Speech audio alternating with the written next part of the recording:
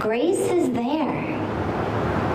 But when we are clogged full of that which is keeping us separate, our grudges, our pain, our identity, that false identity, our attachments, our expectations, our drama, our addiction to drama, our addiction to distraction, all of this is like plaque that keeps that grace from being able to flow in our lives. So grace wants a few things from us. First of all, it wants us to let go. It's there, but it needs us to let go in order for it to be able to impact us, in order for it to be able to flow through us. So whatever that plaque is in our lives, we have to let it go. And the dilemma is that a lot of us wouldn't know who we are without it. Because it sounds great, yeah, of course, like why wouldn't I let go of my pain or of my fear or of my attachments or my drama? Why not? Yeah, of course. But when you go deeper, you realize actually how deeply attached we are in so many ways to that which we're holding on to that false sense of self, to the identity, to the grudges, to the pain, to the attachments.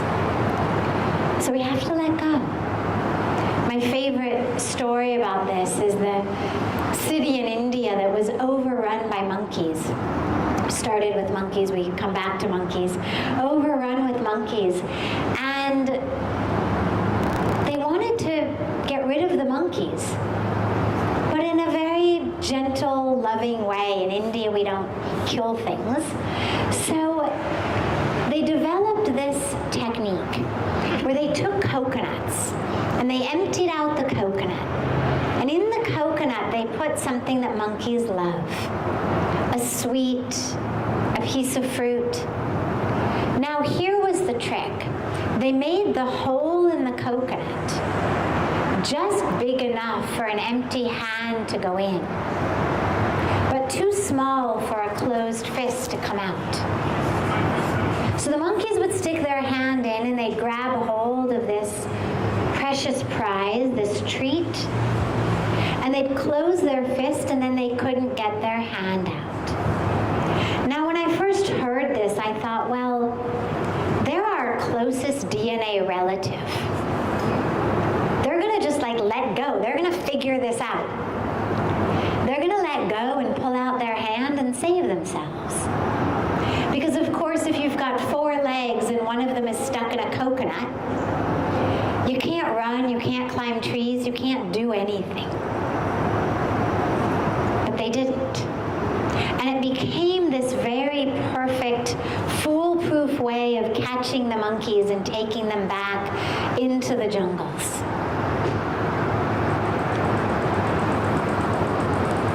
So we hold on, even when that which we're holding on to is that which is making us stuck, that which is preventing us from being free. So we let go. And sometimes it means forgiving someone. Sometimes it means simply letting go of an attachment, an expectation, an idea we had had.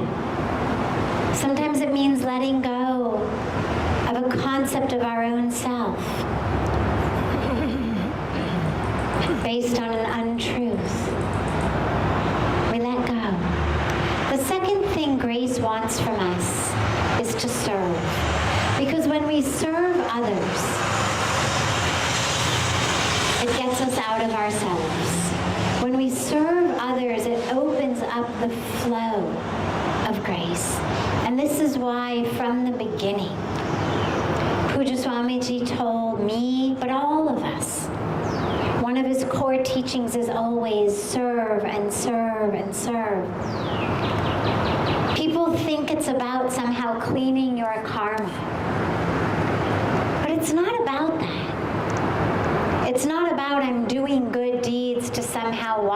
say bad deeds. It's not that. We serve because in service we have the highest spiritual experience of knowing that we are one with those we are serving and getting out of ourselves so the flow of grace can flow through us. And the third thing grace wants of us, the third thing we need to do to really experience it in our lives, is to love. Grace flows where love flows. And this is why the practice of devotion is such a core practice in so many spiritual traditions.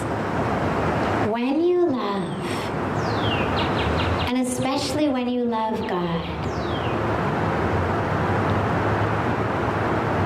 this limited self, this physical being with its story and its drama and its identity and its pain and its agendas and its hopes and its fears and its grudges and its stories, it melts.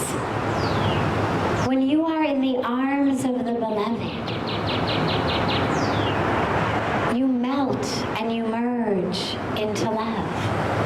And that's why being in love feels so good. Because it's getting us in touch with our highest truth. It's getting us in touch with grace. And so love.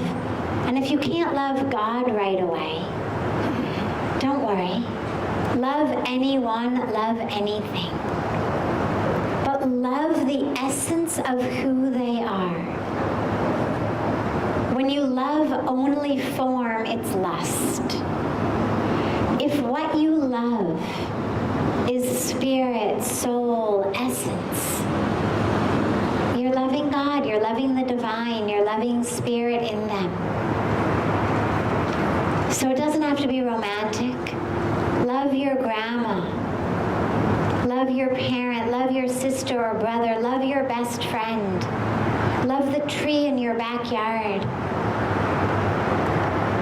Love anything.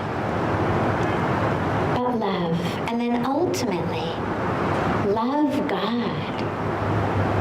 Because when you love God, again, by any name, any form, it doesn't matter, then we're able to see the world as the creation of that Creator.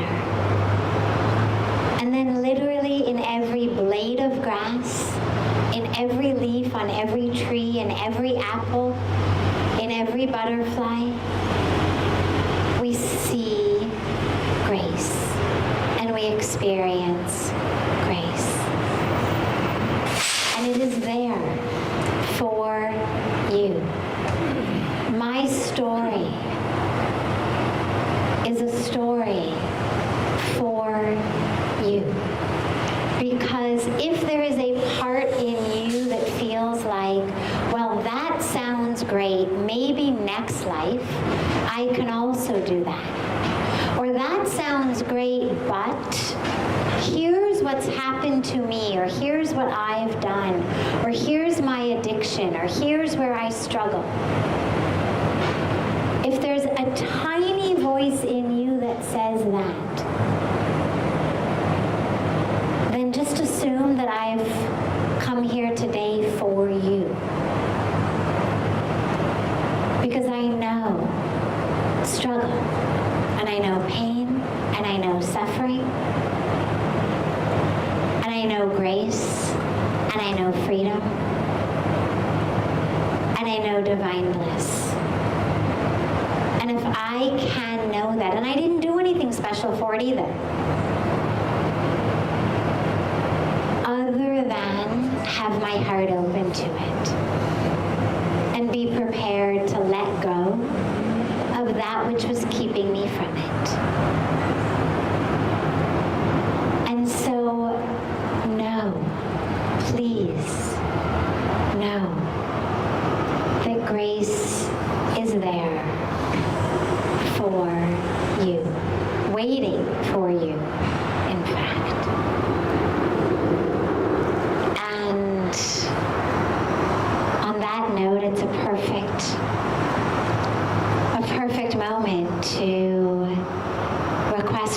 Swamiji to share his grace with all of us.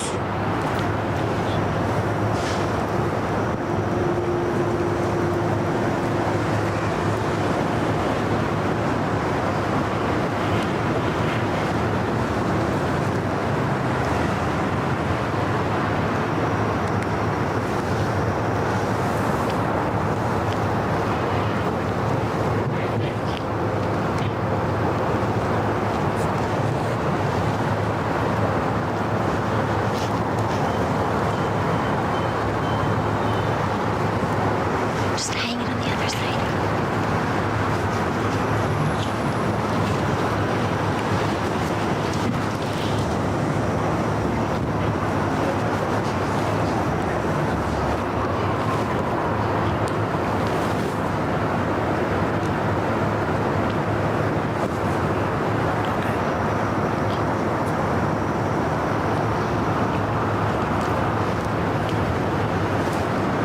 मङ्गलं भगवान् विष्णुः मङ्गलं गरुडध्वजः मङ्गलं पुण्डरीकाक्षो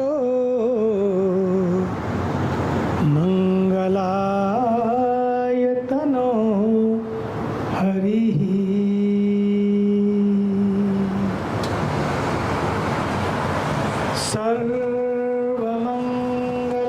सर्वमङ्गलमाङ्गल्ये शिवे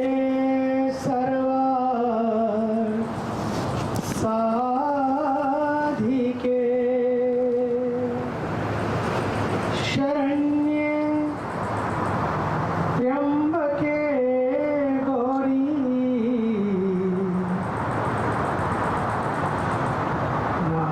नारायणी नमोस्तुते नारायणी नमोस्तुते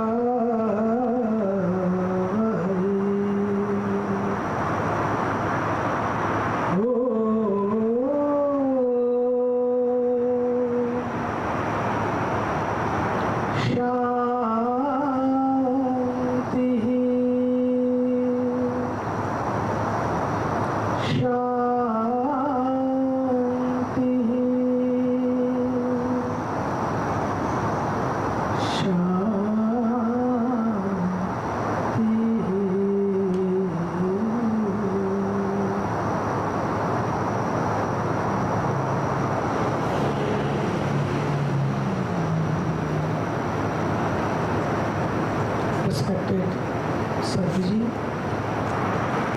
beautiful divine souls, my sisters and brothers.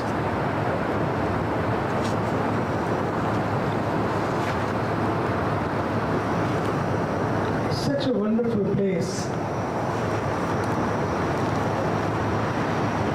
From the day one being in the jungles, in the forests,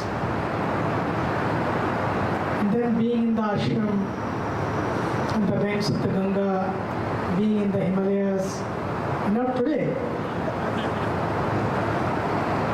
very special place. Where, as Sadhviji explained, noise of everything. In one go, we have experienced the helicopters, the trains, the cars, the trucks, and the noise of this hustle and bustle. It reminds us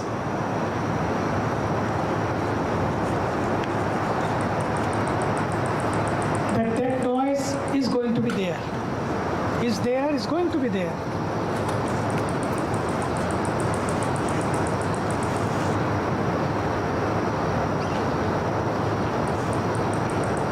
We could have sat inside also in the room. There is a yoga studio, beautiful yoga studio. But we could not have experienced all of this.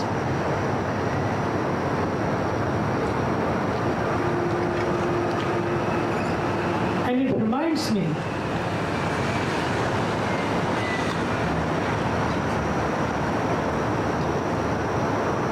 about the grace. This is also a grace.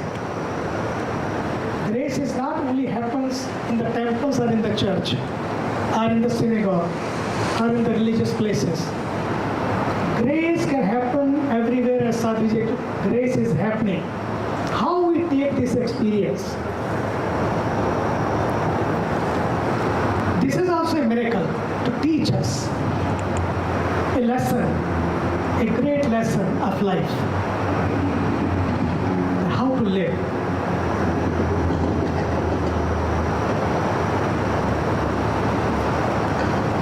Grace of the power of good, the power of God, and power of grace. In the Upanishad, so beautifully explained, Isha vasyamidam sarvam yatkincha jagatyam jagat tena tyaktena bhunjita magritaha kasya siddhana. This whole universe is pervaded by the divine, is full with that divinity, with that grace, with beautiful peace. The joy is all here. How we can tap into it. And that's why we need meditation. That's why we need spirituality. There are so many stories. I grew up with the stories. Reading from the scriptures, learning from the masters. But I am not going to share those stories of power of grace. But I am going to share story from my life. When I saw the trains moving every 10 minutes, it reminded me a story of my mother.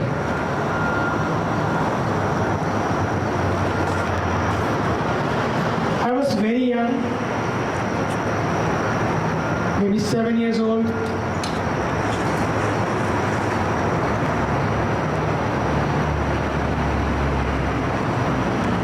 My uncle was going from one city to another city. There is a tradition in India, when you are near and dear one goes, you go to see them off at the railway station. Airports, in those days airports were less, so mostly journey was taken by trains. So my uncle also went from New Delhi to Shimla, and everyone in the family was so excited, and he had joined some big job in Shimla. So everybody was excited to see him up, go there, wish him well. And everybody was in the train talking to him.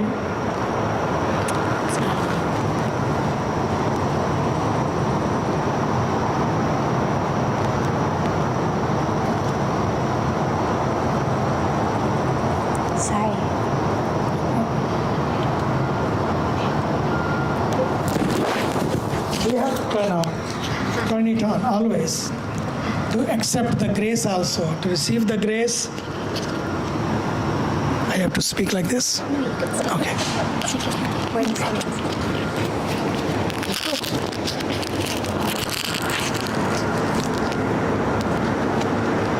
And they were so engrossed in talking, they forgot that train has to move and train has to leave. And they heard the whistle of the train, and everybody started coming down. She was the last one. Here train was moving, it was no platform is in open, but there train was at the station. So there is a small platform next to the train where people come down. And the moment she came down, train was fast, and she tried to land on the platform. Rather than facing towards the where train was going, she turned the face other side of the direction. And immediately, because train was fast, and she went into the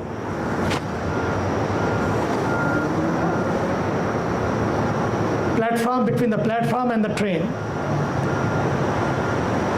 Space was very narrow, very narrow. And the moment she went down, everybody started screaming, please pull the chain to stop the train. But train was so fast, nobody could hear anything. People were very concerned.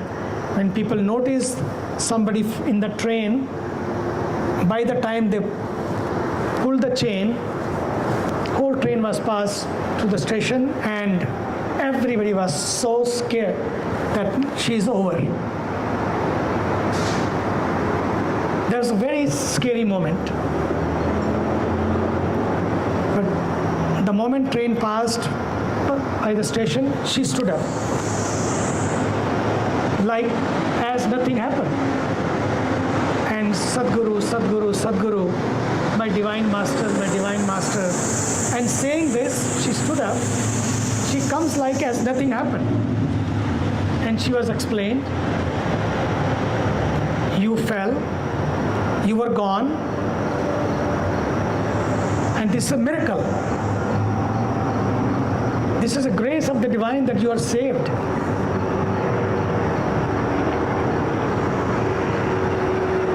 She sat for a few minutes in meditation, thanked to the divine for this grace, and realized there is some purpose. That God has saved me today. She comes home, talks to my dad and the family members that today I have a new life. God has saved me. Now this life should be in the use of the divine, in the service of the divine. This is also a grace. First, you are being saved. In those moments when you are gone. Then there is another powerful moment of realization of the grace, that you think that you are saved, and then you are saved for a purpose, for a meaning. People keep living their lives, whole life. Even they are saved by many accidents, but they keep living that life to earn more and more and enjoy more. They forget the lesson of those moments when they are saved. This is also a power of grace. When you realized, you learn from those moments. Whenever incidents happen in our life, and we learn from those moments. And she learned the lesson and talked to the family members, my dad, and changed her life completely. There's so much in the story, but I will not go because time is very short. And she started a life of sadhana, practicing meditation. started living a very simple life, living with less, sleeping on the floor on one mat.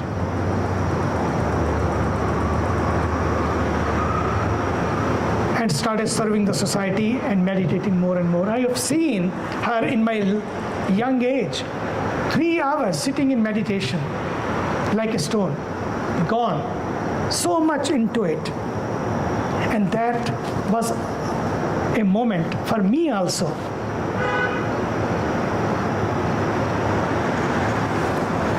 To learn from that grace.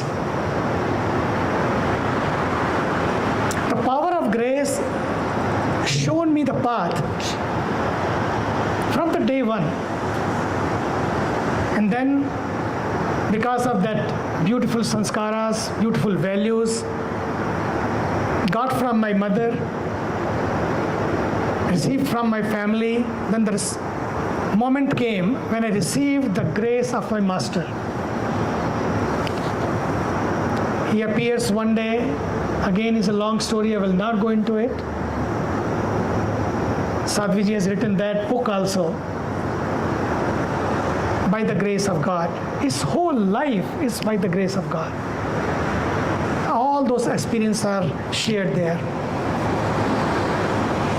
But when I see and look at the life of Sadhviji, it's also amazing. Amazing life. Grace in action, grace in perfection. The whole life of healing and transformation. I remember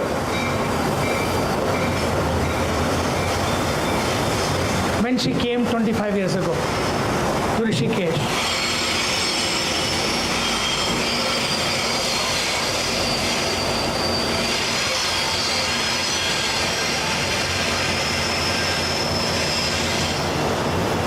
She was only 25,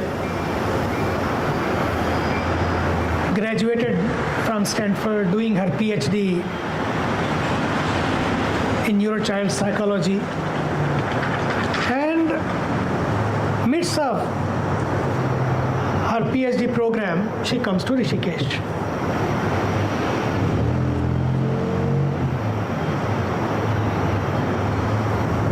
She had everything. As Deborah explained in the beginning, coming from the Hollywoods, graduated from Stanford, having everything in life, beautiful parents, luxurious life, what not? People dreamed for, and she had it. She was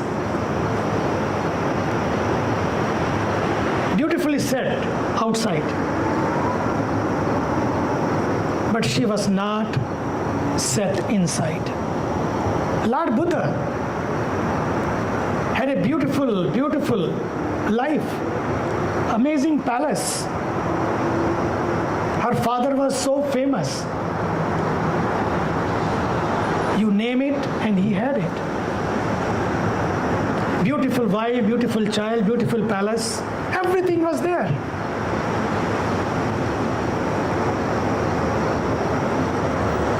But there were few incidents took place in his life, and he felt the pain and suffering of humanity, left his palace, left beautiful wife, child, and everything, and went to the jungle.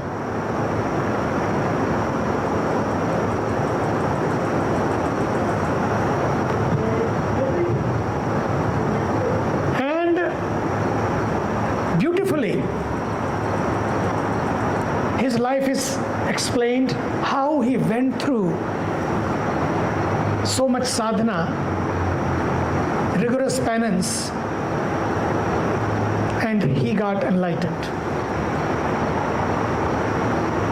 When he got enlightened, he did not go to the dense forest. Let me have a now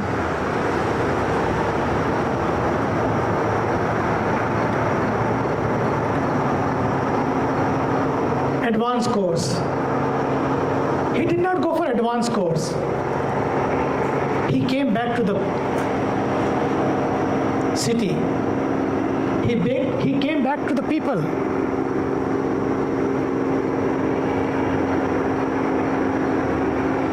And he started sharing his secrets of sadhana. Same thing happened. I think when realization happened, this is power of grace in her life also. Otherwise, it's not easy to leave this world. For months, for 3 weeks, 4 weeks, you go for vacation, go on the beach.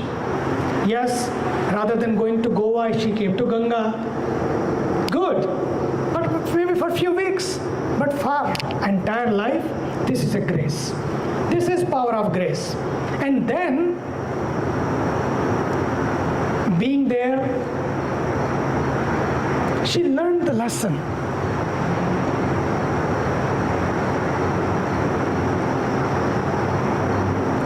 From the Himalayas,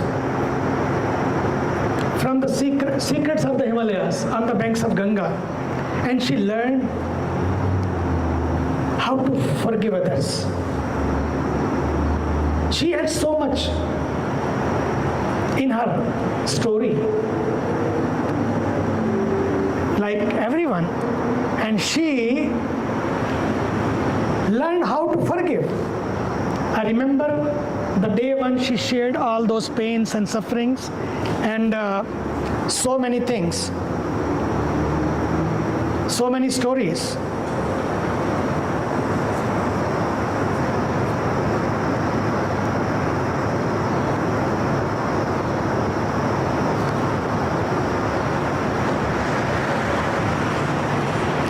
She learned how to forgive. She learned the lesson how to let go, she was explaining. She learned the lesson how to serve others. She learned to ask, what through me instead of what for me. Mostly life goes, what for me. Life becomes so self-centered. We become so self-centered. We see so much fights between husband and wife and brothers and sisters because we become so much self-centered. What for me? She learned that what through me. It's an amazing lesson. She learned how to live in peace, not in pieces. She learned how to become better, not bitter.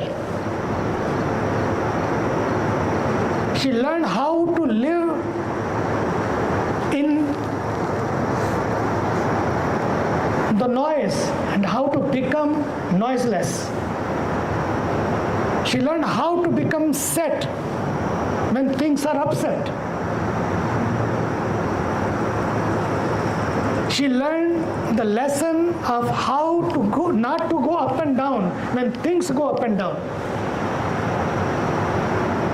These are the lessons in life we have to learn. And all those lessons, what she learned, now she teaches to the world. I have seen so many people come to Rishikesh. Especially in our ashram, people come from almost 150 countries, from all across the world, from all walks of life, from all caste, creed and color, from regions and religions. They all come. There are no boundaries and barriers of anything in our ashram. All are welcome. First thing is the mantra is welcome home. And that's why, by the way, she stayed there. When she came there, I said, welcome home. She said, wow, welcome home. But she didn't know that I tell everybody welcome home. And welcome home. That's the way to welcome everyone. And I'm very happy to share with you. Going all the way from Hollywood to the Himalayas, and learning the secret of Himalayas, and now sharing those secrets. The people who come from the Hollywood and from anywhere. And I have seen people sitting there in her satsang, being healed and transformed. And that's what she has shared in this beautiful book. From the Himalayas, from the Hollywood to the Himalayas. It is like a autobiography of a yogini, in a way. So much is there and beautifully explained.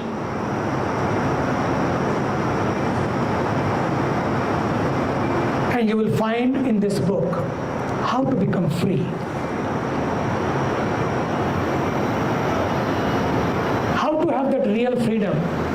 How to become free from the sufferings, the pain we carry with us in our life. And then the beauty is that everything, whatever is going to come through this book, from this book, and she is sharing not for her own luxury, our own life.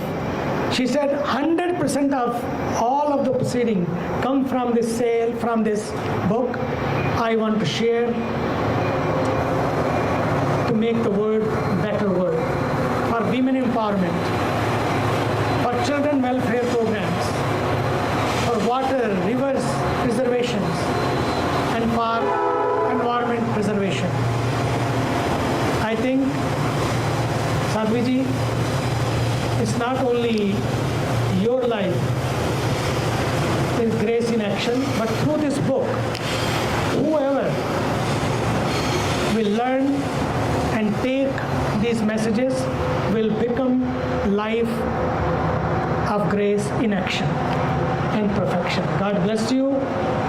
I don't know, I don't have watched what is the time, how much I have to speak. Okay, done. Okay, great, thank you. And there is so much to share, but God bless you, and I invite you all. Now from Chicago to on the banks of Ganga, whenever this COVID also is a grace to me, has brought so much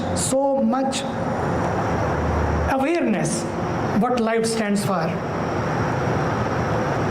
But whenever time permits, come to India, come to Rishikesh, and one ticket, home will be ready, and welcome home. Welcome all. God bless you. Om Purnamada Purnamidam Purnat Purnamudachyate Purnasya Purnamadaya Purnamevavashishyate. Om Shanti Shanti Shanti. Hari Om. Shri Gurubhyo Namaha. Hari Om.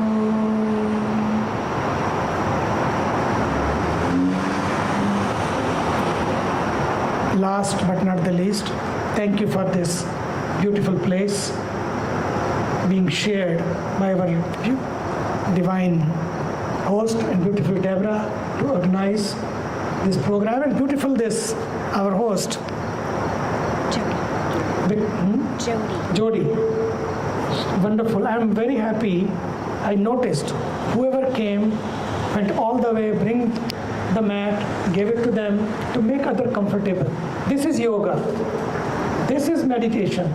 Meditation is not just closing your eyes and sit in posture and meditate. This is yoga or meditation on the mat. But yoga, meditation off the mat is serving others. And thank you for this. God bless you, and very nice. Keep it up.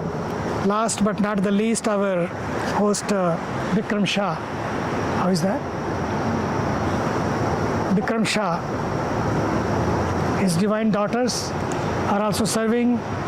Our Dr. Kripali, Dr. Anar, everybody is serving here. It's so beautiful to see, and God bless you. Thank you.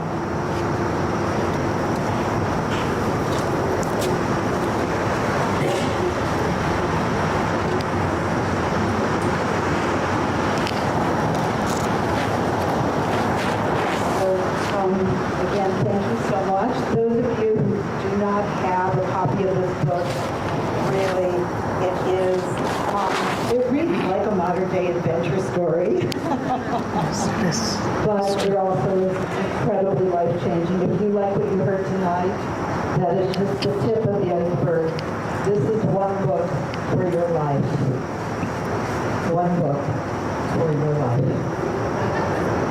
And in the meantime, I also wanted to thank Anar and Priya and Nidhi and Polly, and of course all of you and Jody. And the last thing I want to say is Sadhviji will be signing books. We're going to move the signing inside.